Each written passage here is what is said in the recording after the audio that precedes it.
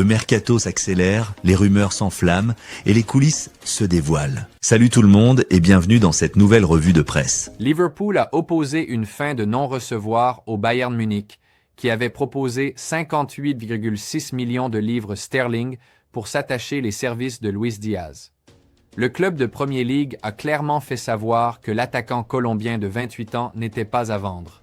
Cette position a été réaffirmée ces derniers jours, malgré l'approche officielle du club allemand. Luis Diaz est un pilier de l'effectif dirigé par Arne Slot et reste sous contrat jusqu'à l'été 2027. Liverpool le valorise à plus de 87 millions de livres sterling, un prix jugé cohérent compte tenu de son impact sur le terrain. La saison dernière, l'ancien joueur du FC Porto a inscrit 22 buts pour son club et la sélection colombienne, dont 13 en championnat. Il a largement contribué au sacre des Reds, champion avec 10 points d'avance. Son profil offensif polyvalent continue de séduire plusieurs grandes écuries, dont Manchester City et des clubs saoudiens. En parallèle, Liverpool explore activement le marché des attaquants. Le club aurait intensifié ses efforts pour recruter Alexander Isak, le buteur suédois de Newcastle. Des démarches concrètes ont été entreprises ces derniers jours et d'autres pistes sont également à l'étude. Une stratégie claire entre ambition et continuité. Le refus de vendre. Luis Diaz envoie un message fort. Liverpool n'est pas un club vendeur, surtout lorsqu'il s'agit de ses cadres. La direction mise sur la continuité et souhaite bâtir un effectif stable autour de joueurs confirmés, tout en renforçant des secteurs ciblés.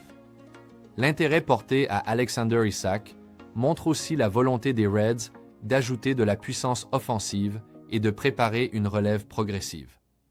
En refusant de céder Diaz tout en ciblant un joueur du calibre d'Isak, Liverpool affiche une ambition claire, redevenir un acteur majeur en Europe.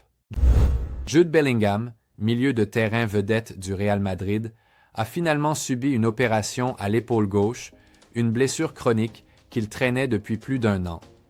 Initialement contractée contre le Rayo Vallecano en 2023, cette douleur persistante ne l'a pourtant pas empêché de jouer de grands rendez-vous, comme la Coupe du Monde des clubs ou l'Euro 2024, qu'il a disputé malgré tout. L'international anglais avait repoussé l'opération pour rester disponible avec sa sélection. Mais selon Onda Cero, il a fini par céder, usé mentalement et physiquement. « J'en avais assez de jouer avec l'écharpe.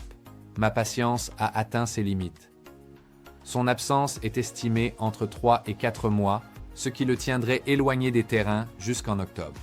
Ce forfait est un coup dur pour le Real Madrid, qui devra faire sans l'un de ses éléments clés pour le début de saison. Bellingham manquera au moins 8 journées de Liga, et possiblement les premières rencontres européennes.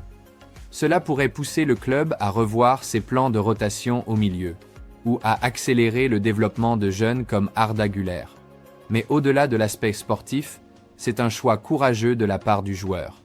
Privilégier la santé à long terme, malgré la pression d'un calendrier toujours plus intense. Arsenal est en passe de faire signer un nouveau contrat à sa pépite, Ethan Nwaneri, malgré les avances de clubs comme Chelsea et plusieurs écuries de Bundesliga, dont le Borussia Dortmund. À seulement 18 ans, le milieu offensif, auteur de 9 buts en 37 matchs lors de la dernière saison, est considéré comme l'un des talents les plus prometteurs de sa génération. Un accord de principe a été trouvé avec ses représentants pour un contrat de 4 ans, assorti d'une option supplémentaire d'1 an. Arsenal, qui l'a vu grandir au sein de son académie depuis l'âge de 8 ans, n'a jamais réellement douté de sa volonté de prolonger, surtout après l'engagement de son complice Miles Lewis Skelly. Récemment sacré champion d'Europe U19 avec l'Angleterre, Nwaneri s'apprête à rejoindre l'équipe première d'Arsenal pour la tournée estivale en Asie. Son intégration progressive montre la volonté du club londonien de miser sur la jeunesse pour préparer l'avenir. Dans le même temps, Arsenal continue de renforcer son effectif. Christian Mosquera, jeune défenseur espagnol de Valence, est en route pour Londres afin de passer sa visite médicale. Son transfert pourrait atteindre 16,5 millions de livres sterling. Le club est également proche d'annoncer l'arrivée de Noni Madueke, Chelsea, pour environ 52 millions de livres sterling, et finalise les derniers détails de l'opération Victor Gyökeres, Sporting, dont le coût pourrait grimper à 68 millions de livres avec les bonus. La stratégie d'Arsenal est claire, bâtir un projet solide autour de jeunes talents prometteurs, tout en injectant de la qualité expérimentée dans l'effectif. Garder Nwaneri malgré la concurrence montre la capacité du club à convaincre ses pépites du projet sportif ambitieux mis en place par Mikel Arteta. Avec ses signatures, les Gunners montrent qu'ils veulent non seulement jouer les premiers rôles en Premier League, mais aussi devenir une force durable en Europe. L'Atlético Madrid continue de renforcer son effectif en annonçant officiellement la signature du milieu de terrain américain Johnny Cardoso. Âgé de 23 ans, le natif de Denville, New Jersey, a paraphé un contrat qui le lie au club madrilène jusqu'en 2030, devenant la 4e recrue du club pour la saison 2025-2026. Après une belle expérience au Real Betis, où il a disputé 65 rencontres, dont 45 en Liga, Cardoso rejoint l'équipe de Diego Simeone avec une belle connaissance du championnat espagnol. Actuellement en vacances au Brésil après avoir participé à la Gold Cup avec la sélection américaine, le joueur se prépare à relever un nouveau défi au sein de l'un des clubs les plus compétitifs d'Europe. Le transfert a été conclu entre l'Atlético et le Betis, validant ainsi son arrivée dans la capitale. Il portera le numéro 5, un rôle stratégique dans le système exigeant de Simeone.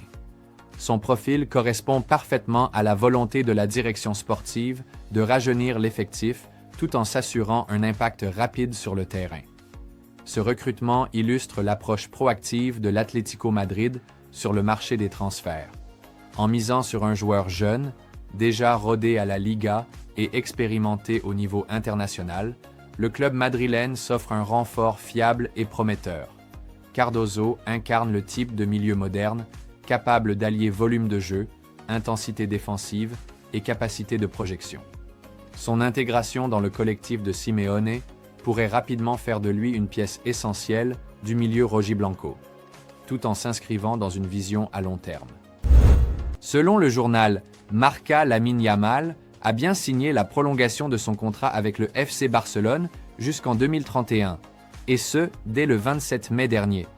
L'annonce officielle devait coïncider avec ses 17 ans et marquer un tournant symbolique dans la carrière du jeune prodige.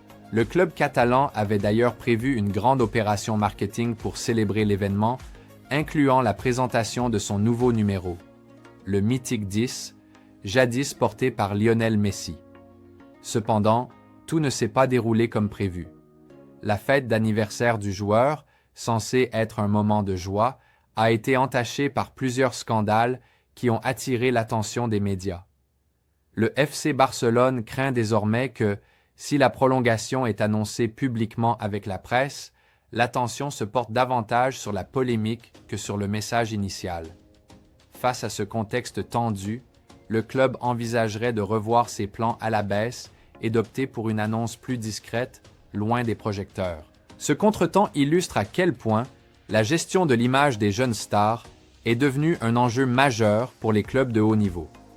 À seulement 17 ans, Lamine Yamal porte déjà de lourdes attentes sur ses épaules, notamment celle d'incarner l'avenir du Barça.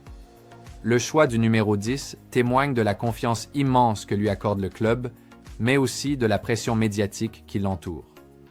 Dans ce contexte, Barcelone semble chercher un équilibre entre célébration sportive et protection de son joueur, évitant de compromettre son développement par des polémiques extérieures. Merci d'avoir suivi cette info mercato. Si tu aimes le foot et que tu veux rester à jour sur les dernières rumeurs et transferts, abonne-toi à la chaîne dès maintenant. Active la cloche pour ne rien manquer des prochaines actus.